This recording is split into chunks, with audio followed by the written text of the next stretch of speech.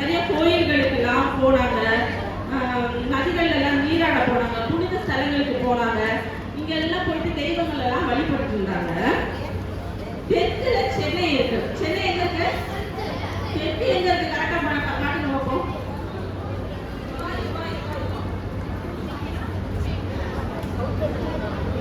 சவுத்தா, ஈஸ்டா, நார்த்தா, Vesta? South எங்க இருக்கு? எப்படி இருக்கு?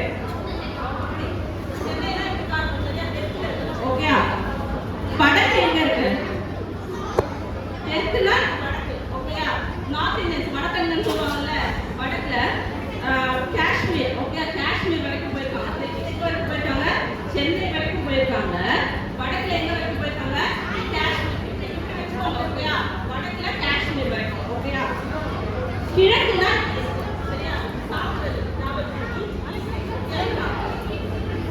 அங்க வந்து கிழக்குல வந்து கல்கத்தா வரைக்கும். நீங்க சாப்பிட சில கல்லு போல ஞாபகம் வச்சுக்கோங்க.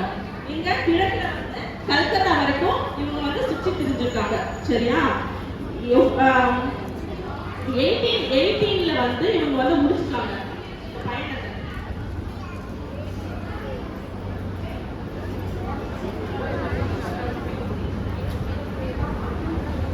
1907ல இது மட்டும் ஞாபகம். 1907ல ராமபாய் வந்து ஒரு சான்றிதழ் எழுதினாங்க. அதுல இவங்க போனதோட டிஸ்டன்ஸ் எவ்வளவுன்னு சொல்லிருக்காங்க, 4000 மைலா, 4000 மைல் கவர் பண்ணிருக்கோம் அப்படின்னு சொல்லி அதை எழுதிருக்காங்க. சரியா? இது எழுதிட்டீங்களா? இயரோட 1907ல இவங்க எழுதின ஒரு சான்றிதழ்ல இதை வந்து குறிச்சிருக்காங்க. இவங்க போன டிஸ்டன்ஸ் வந்து 4000 மைல் அப்படின்ட்டு. பண்டித ராமபாயோட சகோதரர் ஸ்ரீனிவாசா அவங்க ரொம்ப குளிர்காலம் இருக்கும் போது அவங்களால அந்த குளிர் தாங்க முடியாத நேரத்துல அவங்க கிட்ட வேற ட்ரெஸ் எல்லாம் ஒவ்வொரு இடமா சுத்தி திரிஞ்சுட்டு இருக்காங்கல்ல, கையில காசு எல்லாம் இருக்காது. அவங்க என்ன பண்ணிப்பாங்கன்னா, இந்த மணல் உள்ள போய் அவங்க உடம்பு அவங்களே புதைச்சுப்பாங்களாம். தலை மட்டும் தான் வெளியே தெரியும், அவங்க உடம்பு வந்து மணல்னால மூடிடுவாங்களாம். சரி, அந்த குளிர்கால வெப்பநிலை தாங்க முடியாம இவங்களுக்கு வந்து நிறைய சிறப்பு பட்டம்லாம் கொடுத்துருக்காங்க. இதெல்லாம் வந்து அவங்க கஷ்டப்படுற வாழ்வு எப்படிலாம் கஷ்டப்பட்டு வந்தாங்கன்றத பத்தி தான் நீங்க பார்க்க போறீங்க. அவங்க கொடுத்த சிறப்பு பட்டம் என்னன்னா, இந்த ராமபாயும் ஸ்ரீனிவாசன் என்ன பண்ணாங்க, 1878ல கல்கத்தாவுக்கு போனாங்க. 1874ல அவங்க அப்பா எல்லாம் இறந்துட்டாங்க. அதுக்கப்புறம் 4 வருஷம் கழிச்சு 1878ல இவங்க வந்து கல்கத்தா போனாங்க. அங்க இருக்க சமஸ்கிருத அறிஞர்களிடம் வந்து இவங்களை பத்திலாம் சொன்னாங்க. எங்க அப்பா இருந்தாரு, எங்க அம்மா எப்படி, நாங்கெல்லாம் எப்படி அப்படின்ட்டு அவங்கள பத்தி வந்து அறிமுகப்படுத்திட்டாங்க. சரியா? இந்த சமஸ்கிருத அறிஞர்கள்னா யாருன்னா, அந்த சமஸ்கிருதம்னா அந்த போன வாட்டி சொன்னல, ரிக்வேதா, யஜுர்வேதா, அதர்வ வேதா, சாமவேதாலாம். இந்த ரிக்வேதானா பூஜைகளை பத்தி, இப்படி இப்படிலாம் பூஜை பண்ணணும், இந்த நாள்லாம் பண்ணணும் அப்படின்னு நமக்கு நல்லா டீப்பா சொல்றவங்க. யஜுர்னா வந்து இந்த மனை சாஸ்திரம், வீடு இப்படிலாம் கட்டணும் அப்படின்ட்டு எழுதி வச்சிருக்கோம். சரியா? அதர்வான பெயிண்டிங்ஸ்ல கொண்டு வர்றது. சாமவேதான ட்ரீட்மெண்ட், இந்த ட்ரீட்மெண்ட்லாம் கொடுக்கணும் அப்படின்ட்டு அதில் கொடுத்துருப்பாங்க. இதெல்லாம் தான் சமஸ்கிருதத்தை பற்றி அறிஞ்சவங்க. சரியா? இந்த ரமாபாய் வந்து பயங்கர ஞானம் உள்ளவங்க. சமஸ்கிருதம் அறிவும் வந்து நிறைய இருக்கும், அவங்களுக்கு அதை பற்றி டீப் நாலேஜ் இருக்கும். சமஸ்கிருதத்தை பற்றி என்ன இருக்கும், டீப் நாலேஜ் வந்து இவங்களுக்கு இருக்கும். சரியா? அதனால இவங்களோட அறிவை பார்த்து அந்த அறிஞர்களே வந்து வியந்துட்டாங்க. அந்த சமஸ்கிருதத்துல நல்லா தெரிஞ்சவங்களே ரமாபாயோட அறிவை பார்த்து ரொம்ப வியந்துட்டு சமஸ்கிருத அறிவு வந்து அவங்க ஆய்வு செஞ்சு பார்த்தாங்க. நிறைய கொஸ்டின் பண்ணாங்க இவங்களுக்கு. ஏன்னா புதுசுல இவங்க கல்கத்தாக்கு போகும்போது அதனால இவங்க கிட்ட நிறைய கொஸ்டின் பண்ணாங்க. இவங்க ரொம்ப நாலேஜ் அந்த இருந்ததுனால பண்டித ரமாபாய்க்கு வந்து 2 பட்டம், என்னன்னா பெண் அறிஞர்ன்ற பட்டம் கொடுத்தாங்க. அப்புறம் சரஸ்வதின்ற பட்டம் கொடுத்தாங்க. சரஸ்வதினா என்னன்னா கற்றல் தெய்வம்னு அர்த்தம். சரியா? 2 பட்டம் என்ன கொடுத்தாங்க, பெண் அறிஞர்னு ஒரு பட்டம் கொடுத்தாங்க, அப்புறம் சரஸ்வதினு பட்டம் கொடுத்தாங்க. சரியா? இது 2 முக்கியம். பெண் அறிஞர், இன்னொன்று வந்து சரஸ்வதி. எங்கேயாவது எழுதி எங்கேயாவது தூக்கி போடக்கூடாது. ஒரே நோட்ல அண்ணன் 2 பேர் எழுதுறாங்க. யார்கிட்ட இருக்கு அந்த நோட்டு? பிச்சை எடுப்பீங்க. சரி, இவங்க வந்து மோஸ்ட்லி எதை பத்தி பேசுவாங்கன்னா, பெண்களை குறித்து, பெண்களோட விடுதலையை குறித்து, பெண்களுக்கு வந்து கல்வி ரொம்ப முக்கியம் அப்படின்றத குறித்துலாம் இவங்க ரொம்ப நிறைய பேசுவாங்க. அதை பத்தி வங்காளத்துல, அதாவது பெங்கால்ல வந்து கிறிஸ்துவ ஆராதனையில கலந்து கொள்ள அப்ப அழைக்கப்பட்டாங்க. கிறிஸ்தவர்கள் வந்து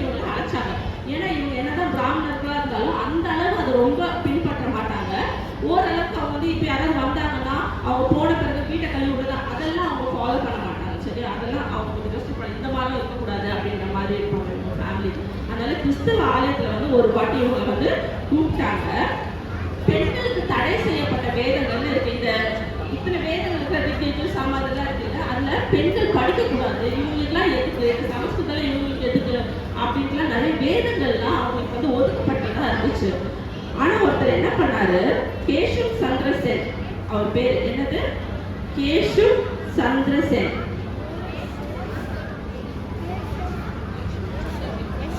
அவர் வந்து என்ன சொன்னாருன்னா, நீங்க கண்டிப்பா படிக்கணும், நீங்க உங்க பெண்களுக்காக ஒதுக்கப்பட்ட வேதங்கள்லாம் நீங்க படிங்க அப்படின்னு சொல்லி உங்களை ரொம்ப ஊக்கப்படுத்தினாரு.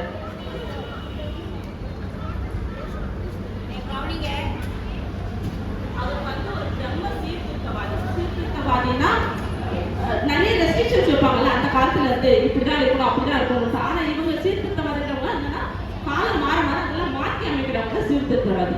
சரியா, இவங்க வந்து வேதாந்தம் வேதம் அதெல்லாம் நிறைய படிச்சிருக்காங்கல்ல, அதெல்லாம் படிச்ச பிறகு அவங்க மதத்தின் மீது வந்து ஒரு பொதுவான அதிருப்தி அவங்களுக்கு வந்துச்சு. என்ன இப்படிலாம் கொடுத்துருக்காங்க, இதெல்லாம் உண்மைதானா, இப்படிலாம் கண்டிப்பா நடக்கணுமா அப்படின்ற மாதிரி நிறைய அவங்களுக்கு ஒரு அதிருப்தி அவங்களுக்கு வந்துச்சு. இந்த நம்பிக்கைகள் குறித்த பல சந்தேகங்கள் அதுக்கு பிறகு அவங்களுக்கு எழும்ப ஆரம்பிச்சிச்சு. அந்த வேதங்கள்லாம் ஒதுக்கப்பட்ட வேதங்கள்லாம் படிக்க ஆரம்பிச்ச பிறகு நிறைய சந்தேகம் அவங்களுக்கு வந்துச்சு. இப்படி இல்லாம இருக்கணும், அப்படியே கடவுள் சொல்லியிருக்காரு அப்படின்னு நிறைய சந்தேகம் அவங்களுக்கு வந்துச்சு. இந்த வேதாந்தம்னா என்னன்னா ஒண்ணும் இல்ல, வேதத்தின் படி நடக்கிறது. அவங்களும் சில ரூல்ஸ் ரெகுலேஷன்ஸ் வச்சுக்கோ, இப்படிலாம் கட்டணும், இதெல்லாம் பண்ணணும், இந்த நாள்ல இதை பண்ணணும் அப்படின்ட்டுலாம் அதெல்லாம் ஃபாலோ பண்றதுதான் வேதாந்தம். சரியா, இது எல்லாத்தையும் பத்தி சந்தேகம் வந்து ரமாபாய்க்கு வர ஆரம்பிச்சிச்சு. பட் ரமாபாய் திருமணத்தை பத்தி நம்ம இப்ப பார்க்க போறோம். ரொம்ப வருடம் சோர்வாயிட்டாங்க. அவங்க அப்பா அம்மா வந்து இறந்த பிறகு உடல்நலம் பாதிக்கப்பட்டு 1880 மே மாசம் 15 நாள் எழுதிக்கோங்க. 1880 மே 15 அவங்க பிரதர் ஸ்ரீனிவாஸ் இருக்காருல்ல, அவரும் இறந்து போயிட்டாரு. இப்ப இவங்க கூட யாருமே இல்லை, அப்பா அம்மா இறந்துட்டாங்க, நிறைய சகோதர சகோதரிகள் சின்ன வயசுல இறந்துட்டாங்க. கூட பிரதர் ஸ்ரீனிவாசும் இப்ப இறந்துட்டாரு. 1880 மே 15 அப்ப அவர் இறந்துட்டாரு. இவங்களுக்கு பொருளாதார ஆதரவு எதுவுமே கிடையாது, தனிமையில ரொம்ப வாடிட்டாங்க. அப்ப பிரதர் ஸ்ரீனிவாசன் அவரோட நண்பர் ஒருத்தர் இருந்தாரு. அவரை வந்து சரி நம்ம திருமணம் செய்யலாம், இவருக்கு வந்து நமக்கு நல்லா பழக்கப்பட்டவர் அப்படின்னு சொல்லிட்டு முடிவு செஞ்சு அதே 1880 ஜூன் 13 அன்னைக்கு திருமணம் செஞ்சுட்டாங்க. என்ன சட்டத்தின் படினா சிவில் திருமண சட்டத்தின் படி திருமணம் செஞ்சுட்டாங்க. இதை மட்டும் எடுத்துக்கோங்க. திருமணமான டேட் வந்து 1880 ஜூன் 13. சரியா, அவங்க அண்ணன் இறந்தது எப்ப நினைச்சீங்க? 1880 மே 15. இவங்க கல்யாணம் ஆனது எப்ப?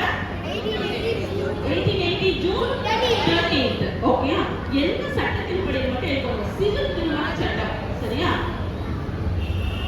சிவில் லா, சிவில் திருமண சட்டத்தின் படி வந்து இவங்க திருமணம் செஞ்சுட்டாங்க. என்ன சிவில் திருமண சட்டம் அப்படின்னா, இப்ப வந்து இந்த ஹிந்துஸ்ல இருந்து தெரியுமா, ஆம்பளை வந்து எத்தனை வயசானாலும் கல்யாணம் பண்ணிக்கலாம், ஆனா பெண்கள் வந்து சின்ன வயசா இருந்தா கூட அவங்க ஹஸ்பண்ட் இருந்து அவங்க வீட்டுல தான் இருக்கும். இப்ப சின்ன வயசு 9 வயசு பொண்ணு வந்து ஒரு 50 வயசு கல்யாணம் கழித்து அவரு செத்து போயிட்ட பிறகு இருக்கவே வாழ்க்கை பூரா அப்படிலாம் ஹிந்துஸ் இருந்தது. ஆனா இந்த திருமண சட்டம் எப்படின்னா 18 இயர்ஸ்க்கு பிறகு யார் வேணாலும் கல்யாணம் பண்ணிக்கலாம், யார் வேணாலும் கல்யாணம் பண்ணிக்கலாம் அப்படின்னு இருந்தது. சரி, அந்த சட்டத்தின் படிதான் இவங்க திருமணம் செஞ்சுட்டாங்க.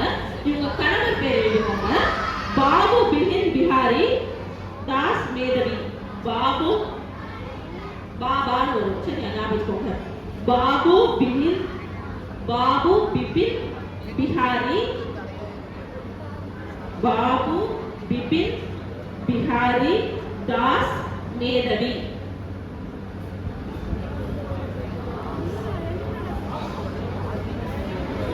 இவர் வந்து கல்கத்தா யூனிவர்சிட்டி, சரி கல்கத்தா பல்கலைக்கழகத்துல சட்டம் படிச்சாங்க. லா படிச்சுட்டு சில்சார் அப்படின்ற நீதிமன்றத்துல லாயரா இருந்தாரா. எங்க பட்டம் படிச்சாரு? கல்கத்தால பட்டம் படிச்சு எந்த நீதிமன்றத்துல, எந்த கோர்ட்ல?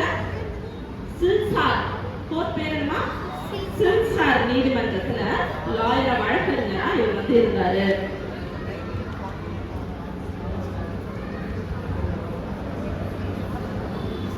இவங்க என்ன பண்ணாங்கன்னா 1880 கல்யாணம் ஆச்சுல்ல, எப்ப கல்யாணம் ஆச்சுன்னு சொல்லி 1880 ஜூன் 13. 1881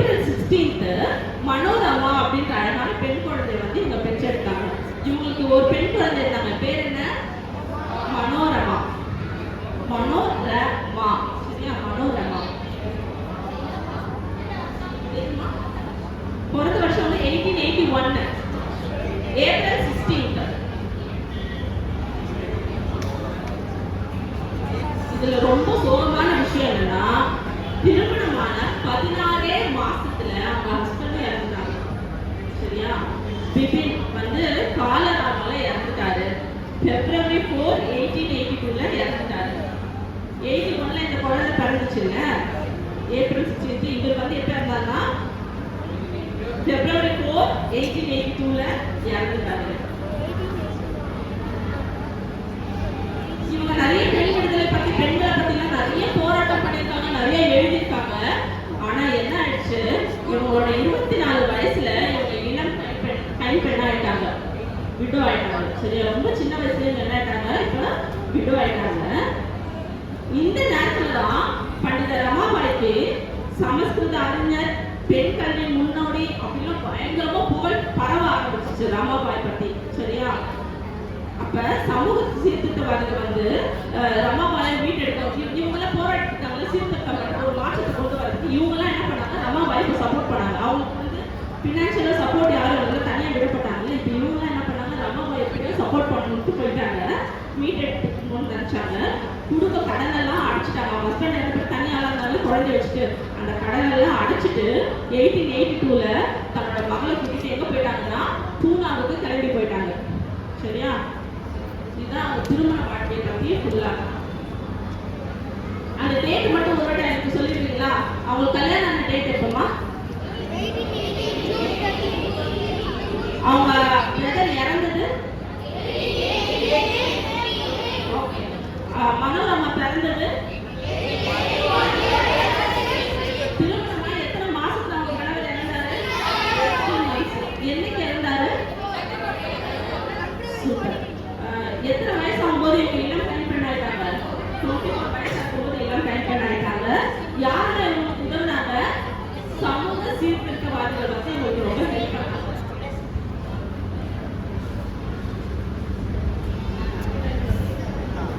பூனால இவங்க வாழ்ந்த வாழ்க்கை பற்றி சொல்றேன். இங்க வந்து 1 வருஷம் தங்குனாங்க.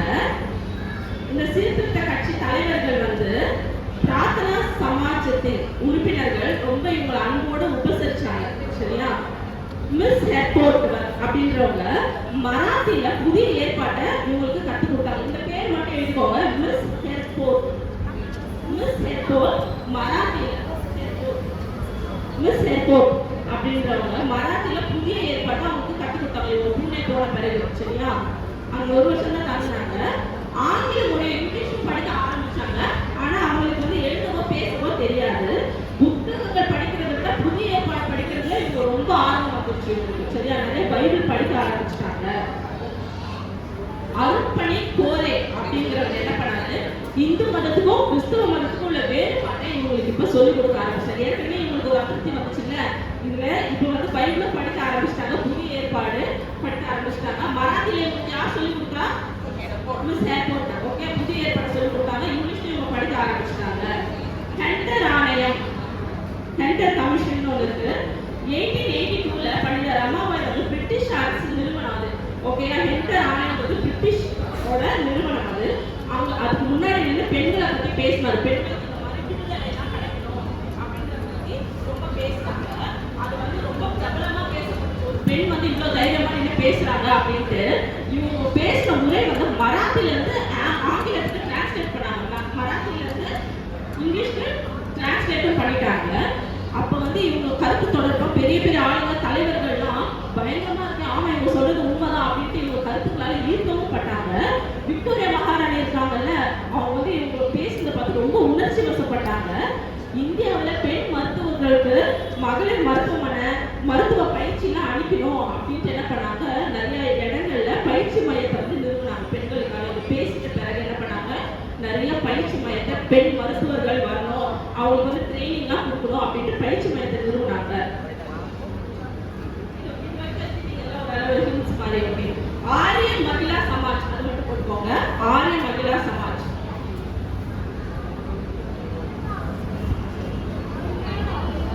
ஆரிய மகிழா சமாஜ் இங்க வந்து பெண்களுக்கு கற்பிக்கணும் அப்படின்னா அவங்களுக்கு ஒரு ஆசிரியர் தேவையில்ல, அவங்களுக்கு ஒரு ட்ரைனிங் தேவையில்ல, அவங்களுக்கு வந்து பயிற்சி அளிக்கக்கூடிய இடமா இருந்துச்சு. மும்பை பிரசிடென்சி ஃபுல்லா சுற்றி திரிஞ்சு இந்த ஆரிய மகிழா சமாஜத்துக்கு அது நிறைய பிரான்ச்சஸ் இவங்க வந்து ஆரம்பிச்சிட்டாங்க.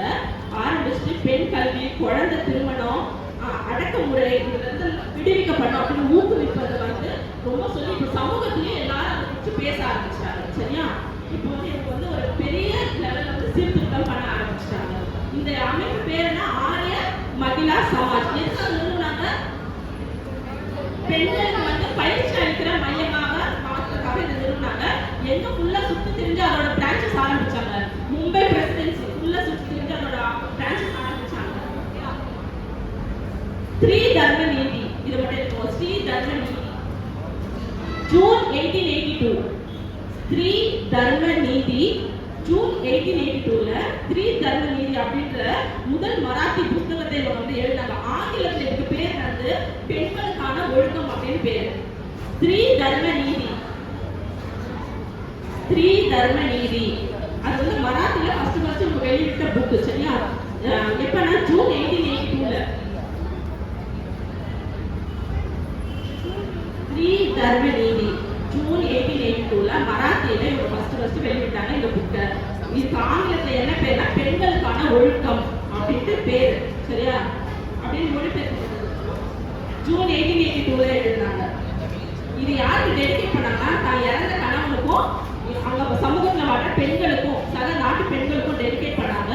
புத்தகம் வந்து நிறைய விற்பனையாளர்கள் நிறைய பணம் இவங்களுக்கு கிடைக்க ஆரம்பிச்சிச்சு. அதோட முன்னுரையில ஃப்ரண்ட் பேஜுக்குள்ள இண்டெக்ஸ் பேஜுக்கு முன்னாடி அதுல வந்து முன்னுரையில வந்து தன் நாட்டு பெண்களோட சோகமான நிலைமையை வந்து விவரிச்சிருக்காங்க. சரியா? அதனால இந்த புத்தகம் வந்து ரொம்ப பெரிய லெவல்ல வந்து விற்பனை ஆக ஆரம்பிச்சிச்சு. சரியா? அக்கா நெக்ஸ்ட் வீக் பேசிட்டு இருக்காங்கல்ல ஓரளவு பார்த்துட்டு வந்துட்டீங்களா?